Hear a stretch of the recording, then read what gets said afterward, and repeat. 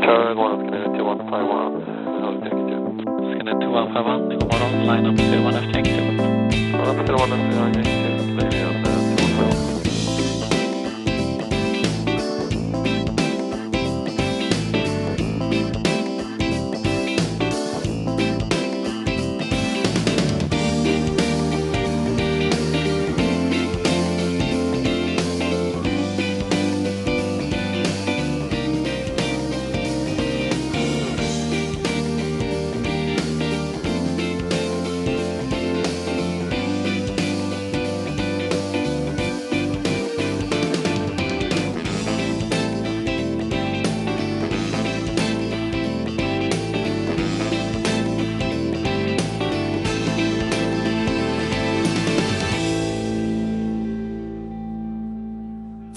Aerospace Almedalen är i full gång. Ni är varmt välkomna hit till vårt tält i Almedalen och även ni som följer oss på distans. Precis lika varmt välkomna. Vi har ett högintressant seminarium på gång nu som handlar om hur vi får vätgasflyget att lyfta. Det blir internationell medverkan på scen så att vi kommer att köra detta på engelska. So in the seminar we will look further into a unique project. Object is paving the way for hydrogen aviation. All partners have signed on to investigate the feasibility of a hydrogen infrastructure at airports in Sweden and in Norway. So 2 countries, 50 airports. This part of the project runs to the end of this year. We have an impressive lineup present here, and I'd like to introduce all partners here. Well, they are SAS, Anko van der Werf, CEO. From Vattenfall, Anna Borg, CEO. From Airbus, Nicolas Landrin, Hydrogen Infrastructure Project Manager. Swedavia is represented by Fredrik Jaresved, Director Strategic Initiatives and Innovation. From Avinor, we welcome Olav Mosvold Larsen, Vice President Sustainability. And last but not least at all, Statkraft Björn Holsen, Vice President Hydrogen. Most welcome and a round of applause, please. Yes, please come if you feel crowded. Yes, sure. So them a bit of space as well. So Anko, SAS is hosting this seminar. Yeah. So happy to be here. No, it's only my second year, but really love it, and especially with this weather, very nice. Indeed. Yes. So SAS aims to be a driving force in sustainable aviation. Why is this so important to you? Yeah, I don't think we aim to. I think we are already. I think really when you look at our Scandinavian nature, Scandinavian heritage, we are, and I think that goes for many of the companies that are here. We can really, truly, and this sounds arrogantly, but we're always in the top 2, top 3 airlines, whatever way you look at it, and I think that's really where we need to be. In short, the why is because we also think this is our license to operate. I think this is going to be really the major transition that our industry needs to go through, and we want to be on the forefront of that. Right now, it's going to be very tricky. It's going to be very difficult. It's going to be very challenging. It's going to be technological development. It's going to be very expensive, and I don't know what. But we simply have to do it, and so we are on the forefront of many of these, technological breakthroughs, hopefully. Indeed, yeah. So what part does hydrogen play in this? Yeah, great, and that of course is what we're going to talk about, and we have people that are far smarter than myself who are actually trying to develop the solution, especially with Airbus, Vattenfall. I think they're part of that solution, so I'll leave that to them. We have 3 pillars that we spend our time and money on. The short term is SAF and eSAF, right? Then medium term, and that is where we play a lot of things with hard aerospace, electrical aviation. But in the end, you need not to put your eggs in all one basket. So we're also trying to see for the long term, and this is probably the longest project, Airbus aims to have this aircraft ready by 2035. And the beauty of it, of course, is that hydrogen, green hydrogen, will truly be green. And if we can do that, and if we can do that in the current, in a way, aircraft engines, and we can adopt that, then it doesn't require a completely new fleet, as you would have, for instance, with electric aviation. So how can we do that? How can you build into the airport infrastructure? That is very important, right? And how can we get that green hydrogen in the end from where it's being produced, to an airport, and into wing. And that is also what we are developing here together. So you have energy producers, you've got someone who hopefully produces the aircraft, and then all together we're trying to figure out, well, right, Statkraft and Vattenfall will produce it, that's fantastic. How do they bring it into the airport? That's the airports, and how do we then bring it into planes so that we can fly it? Yeah, so it's about having the system up and running. Exactly. Within the frame of this project then, which is really interesting. Yeah, and that's really the one thing that I would like to say. All of these are true partners in this, and I think you will hear from all of them as well, the complete conviction of making this work, right? We have that obligation, we have the moral obligation, but we also have the willingness to do it. So it's not about if or whatever, no, we have to make this work. The transition to that sustainable future we have to make work. How do we do it? It is too big for one company, it's too big, I think, for one industry. We have to see how we partner up and certainly also team up with governments on that. So let's hear what the participants have to say. Let's verify and also elaborate. So Anna, why did Vattenfall decide to engage in this collaboration? Well, I think it's very close to where we are and also where we want to go, because I completely agree that the long-term direction is very clear. The pace, the how, the why, exact the twists and turns we can discuss, but it's no question whatsoever that in order to be a competitive industry tomorrow in the green economy that is now emerging, you have to get rid of your emissions. So the question is how. And long-term, hydrogen is going to be one of those solutions. And in Vattenfall, we have a lot of experience of working cross industries in different value chains, which we can bring in here. One example is, of course, the fossil-free steel collaboration within the hybrid project. And there we have also produced green hydrogen and optimized that hydrogen to make sure that it's also cost efficient enough to use in the production of steel in that case. But that experience is, of course, very valid when it comes to producing fuel as well. And I think on top of that, we are part of the First Movers Coalition, which is a global coalition of companies who have decided to be in the forefront of actually putting the demand on the table and say that we will demand products and services that we procure to a certain extent being fossil-free at a certain date, so that the demand push is there as well. Okay.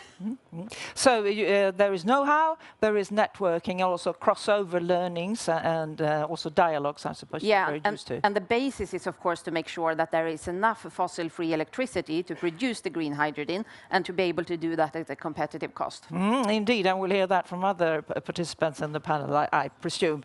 Nicola, Airbus, you are in the forefront of developing hydrogen-based technology. Why have you chosen to follow this path? Yes, thank you. Well, Airbus wants to be and to remain a global leader in sustainable aviation. So you probably know that we do a lot to promote sustainable aviation fuels. We do a lot to make gains in other fields, like optimization of operational procedures on ground, in flight, improving the efficiency of aircraft. But we want to be ready for all kinds of scenarios in the future and to look really long-term. Anko mentioned our license to operate in the future. We want to secure that over the long term. And that's why we decided to look at the potential of hydrogen. There is a lot of potential in hydrogen in aviation. Hydrogen is a way to remove carbon from the equation. With hydrogen on board aircraft, you don't have carbon anymore. You don't have carbon anymore at the exhaust of the engines. You can also significantly reduce the non-CO2 effects of aviation. So this is really something that we have to look at. It's not a nice to have, it's something that has to be explored, that has to be looked at in detail to secure the future and to be prepared for all kinds of scenarios. As I said, it's one element. There are plenty of levers to reach the decarbonation objectives of air transport, and we have to look at all of them. Airbus wants to be at the forefront, to be the pioneer in all of these aspects. So that is why we chose to look at hydrogen in detail. So regarding hydrogen, what progress have you made so far? Quite a lot. We've been working on this for several years now. We have hundreds of people working on this topic. And interestingly, we are not just working on an aircraft. Of course, we have plenty of engineers working on the details of the technology to put on board. But as you can see here, we're also working on everything else, from the initial production of energy all the way to adapting the airports and the related regulations, operations, etc. And that is crucial because this is a new supply chain, a new type of operation that needs to be put in place. So we have to embark the full ecosystem. And we're really fortunate in having a super ecosystem here in Scandinavia, in Sweden, with excellent actors, excellent expertise in these fields.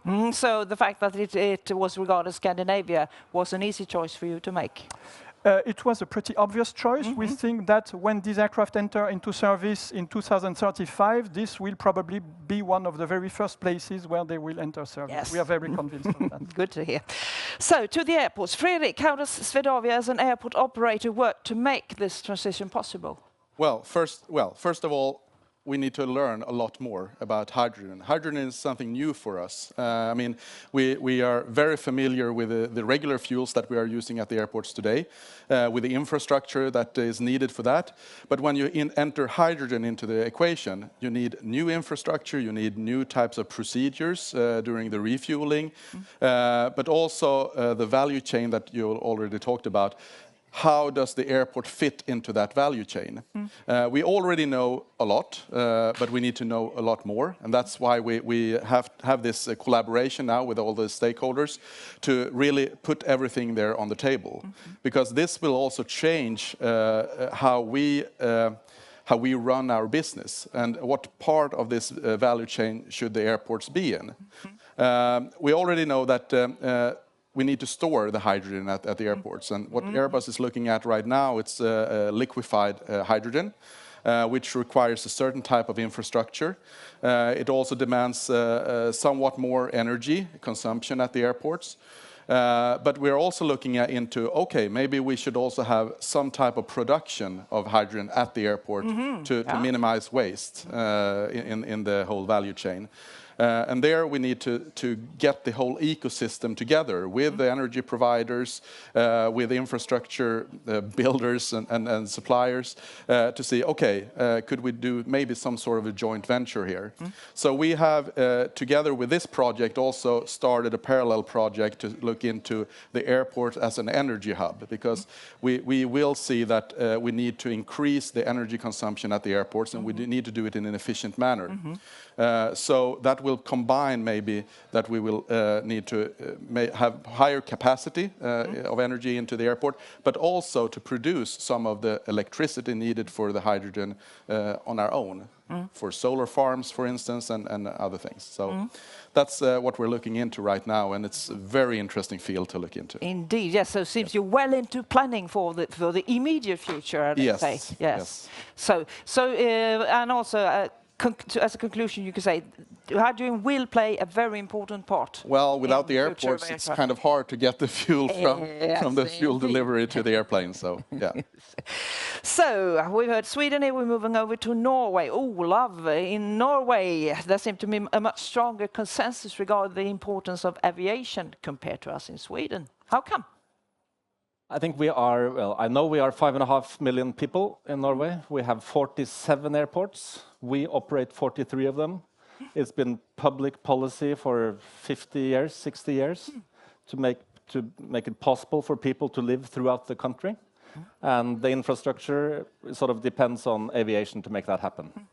And now there are no public policies for the time being to limit to a great extent aviation, because we're so dependent on it. And now also with the new security situation after the war in Ukraine, the whole northern and the whole coastline is covered with the airports, more or less, and they're very important in the total defense system as well. So this is sort of backbone, or the spine of our country, so to speak, aviation. My former boss said that when God invented Norway, he had aviation on his mind.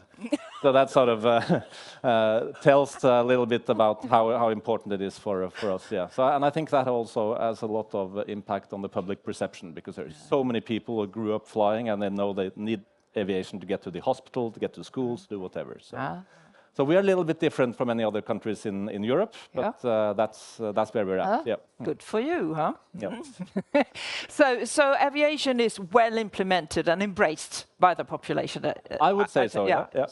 So what part does hydrogen play from your perspective?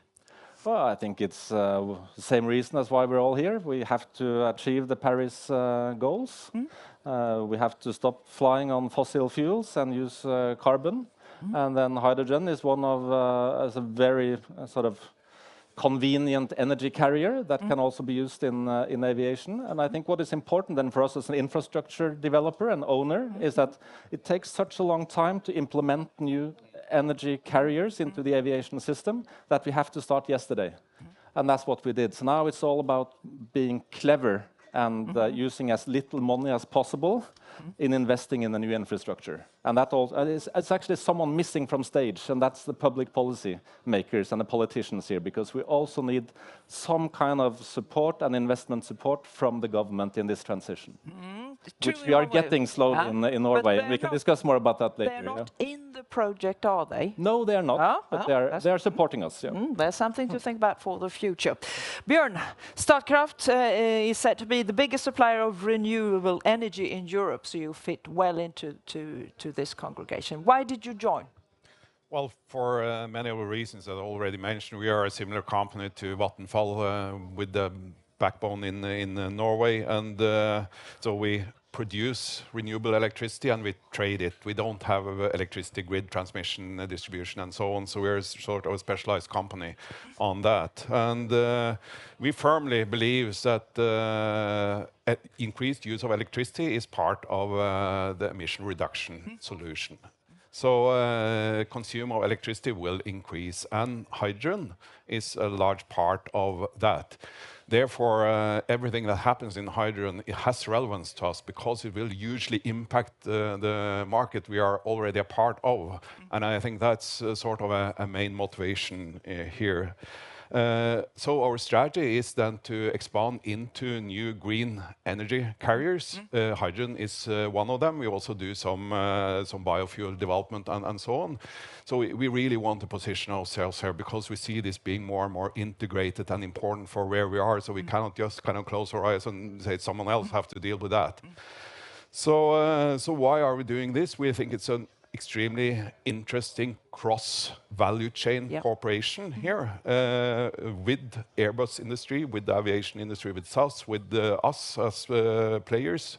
So we think that offers a unique opportunity to understand and explore this opportunity. We don't really know where it will bring us in the end, but we think it's something very exciting here, and I think there is developing a really good framework here with the Refuel EU mandates slowly coming into place, developing slowly and in an affordable way. I think that is sort of supporting this development.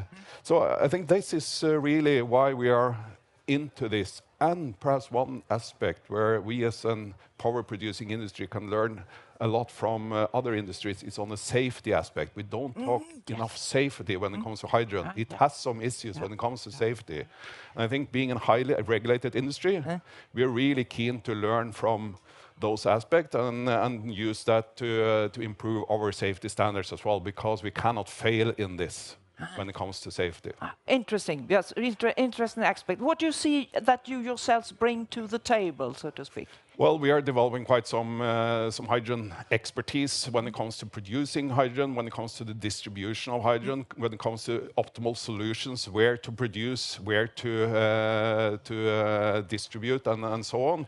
And there is a number of airports where you could produce close to the airport because there are other industries consuming hydrogen. There are airports like Gardermoen that is really in a black hole when it comes to electricity infrastructure, so we need to find other solutions and so on. So that is the part there where we can contribute on finding solution, how to bring the hydrogen in the most effective way to the consumers in the cooperation with. So I guess our link is mostly to you guys, and then it's taken over by the airliners and the aircraft companies thereafter. Yes, the system is the system, and there's also a certain order, and of course more important links or vital links between some of you. Anko, you've heard this impressive input. So what is your reflection on what you've heard? Well, what I'm always very happy with, and of course that's also why we're proud to be part of this, like I said earlier, no company can do this alone, and really I don't think any industry can solve this alone. And so the true power here is that we have the relevant players at the table, but also the relevant players that are really best in their industries, right? Best in their classes. And so when I look indeed at Norway, Sweden, energy generation, it's a very different discussion that I see here from happening in elsewhere in the world, right? I mean, it's moved clearly beyond coal and other things. And I also happen to be a board member for IATA. There is a very different way of looking at, in a way, energy production, energy consumption in other parts of the world. So first of all, with both Sweden and Norway, the production is different. And then clearly the infrastructure discussion, because we can all dream and hope and pray that that aircraft will be there. And I have full faith in Airbus in delivering on that, but if there is no middleman in that sense, right, if we don't get the clean energy to the aircraft, then we're stuck anyway, right? So it's really, really beautiful. I think the partnership is a model to be explored, and I can only concur, we need still to find, as a whole, the, call it, investment agenda in all of this, right? I mean, it is too expensive for a company. It is too expensive for an industry. I've made that point now several times. How do we solve it, right, for all of us? And I think looking at Norway, for instance, they have done, of course, a great job in making sure that the entire country drives in electrical vehicles. That was a government-sponsored scheme. In the Netherlands, and I think also in Sweden, all the solar panels, right? That was government-induced. It was government-pushed. And so we do have to think of something like this and just start somewhere, right? There might be, at some point, better solutions over the next 5 or 10 years. As far as eSAF or electrical flying is coming, I don't think there will be a better solution than hydrogen, because that can be truly green and zero emitting. So we have to start somewhere, but we need also the funding for it. So we've discussed hydrogen and the pros, not many cons, just challenges, let's say. So, but is there anything you would like to put in? Why hydrogen? Is there any more argument you would like to add to what we've heard before here? Anna. I think that we will not see only hydrogen. We will see a mix of things, and we will see it over time. Just as Anko implied, that we will see the sustainable aviation fuel, we will see the eSAF, we will see the hydrogen, and for shorter distances, maybe also electric flights. And this will happen stepwise. So it's not a sort of revolution overnight. It's more of a stepwise development of an entire industry and a value chain, where the roles might not be exactly the same tomorrow as they are today. But I think that is how you build competitiveness of tomorrow, to really look at the total value chain, the total business model, and think about how can you build value for the customers in this. Because we really have to showcase that it's possible to live a modern, comfortable life with an acceptable sustainability footprint. And I think we as companies need to provide those solutions for the customers. Thank you. So this project runs to the end of this year, right? So are there any key milestones that you see that you wish to, this is something we really wish to achieve?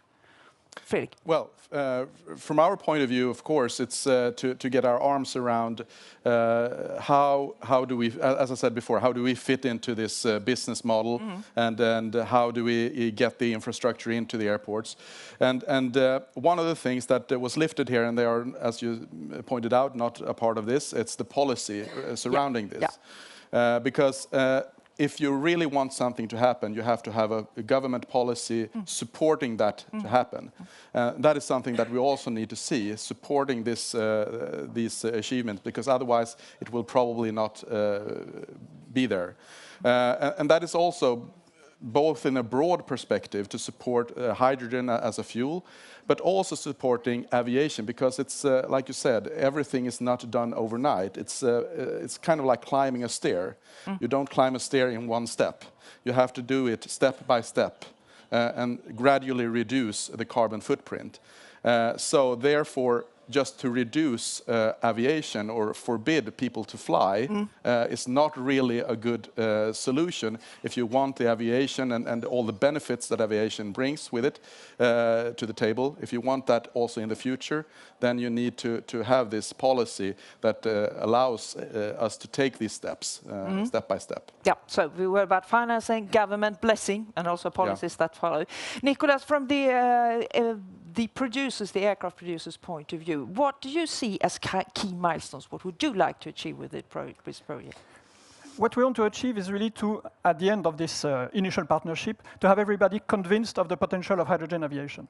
As you can see, everybody is already quite convinced, but what we are doing right now in the work that we are conducting together is go into the details. Because, of course, in the general principle, everybody agrees on what we want to achieve. But now we are going into the details of understanding where could the hydrogen come from, what are the necessary adaptations at this or that airport, how do we move the hydrogen from one place to another, what are the operational aspects of this aircraft at the airport itself. We are really looking into all of this in details to understand the feasibility, the challenges, etc. At the end of this partnership, I'm quite sure we'll all have the deep understanding and we'll all be convinced that it is possible, that we'll make it, and that this is the right way to go, and that we'll have to then continue our efforts to go further into the definition of what needs to be done, of the coming roadmap, and also the policy aspect and regulatory aspect is absolutely key. We have then to prepare the next step in terms of evolutions of the regulatory framework of the corresponding policies to make it possible. Olaf? Yeah, I would like to add on to what Fredrik said about infrastructure development and especially investments in infrastructure, because airlines come and go, but the airports are there. And airports are actually quite different in terms of layout and access to the airports, etc. So getting a really clear idea about where to put hydrogen infrastructure in the future and also developing the infrastructure is key. And then it comes to investments, because we will have to start investing pretty soon, actually. And it will take maybe 8, 9, 10 years before we can get return on that investment. So somehow reducing the investment risk by public money, public policy, would be a great start. The Norwegian government has already promised 1 billion Norwegian kroner for this in the initial phase, which is a good start. It's probably not sufficient, but it's a good start. And then it's all about working together with the airlines and also with the other airport operators to figure out where to invest first. Because we have 43 airports. We can't do this on all, well, we could, but that would be extremely expensive to do this on all airports at the same time. So we have to figure out where to start. So working together now with SAS, their routes, and probably also more airlines in the future, what is their proposed or airports, is a huge relief for us, basically. So investing at the right airports, at the right time, with the right amount of money, and that's our big challenge. And that is why one of many reasons we're part of this project, to get more knowledge on this. It will reduce our risk as well. Yeah, as jazz musicians say, timing is everything. Yes, Björn. Yeah, just to add on this, I mean, we are talking a lot about funding and so on, but I think even more important in a longer term, and what's kind of reducing speed of the green transition throughout sectors, not only this sector, is the lack of longer-term regulatory framework and the clarity on that. I think that is extremely important. What is the industry going to live up to longer term is really, really important. And that there is a gradual build-up of new solutions and so on, because Treasury cannot pay for this over time. The costs need to be reduced to affordable level, so it's possible to push it on to the end user in the end. And I think this is really the pain point in all green transition activities right now, is that regulatory framework doesn't become clear enough, so that sitting on the fence is probably the safest bet for a lot of players. So that's why I really admire this kind of cooperation, that we really start working on it, and we're not putting ourselves in that position. Yes, and sitting on a fence can hurt if you sit too long. Yes, Anna, and then Anko, finally.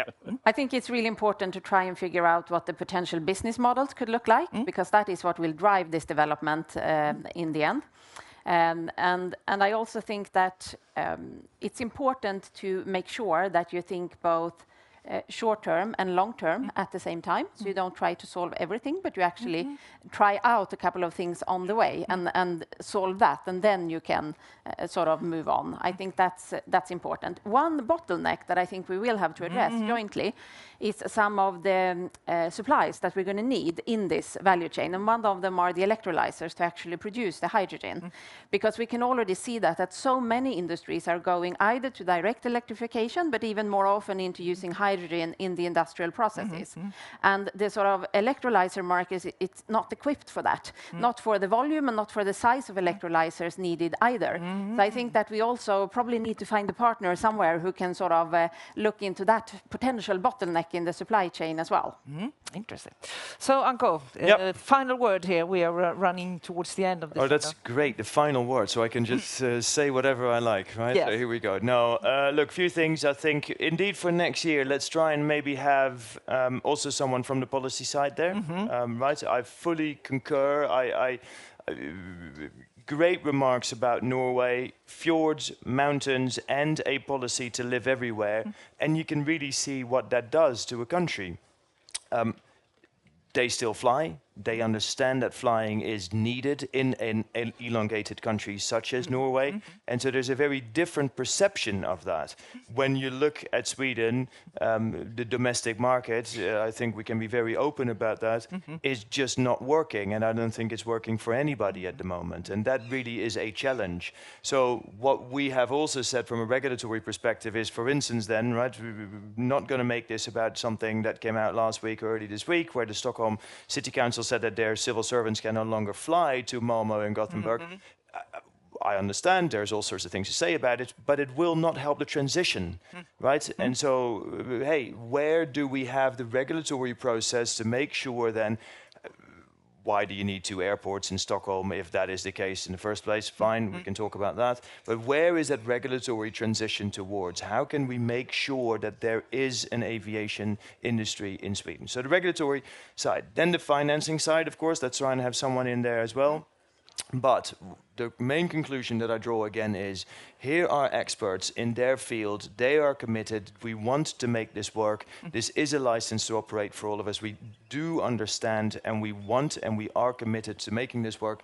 And I'm really proud to be partnering with these great people and companies and the brain power behind them. All people and prerequisites are in place, I dare say. So thank you so much for joining us here at Aerospace Almedalen, and the best of luck with your project. And we follow you with great anticipation to the end of the project, and not least beyond. Thank you so much.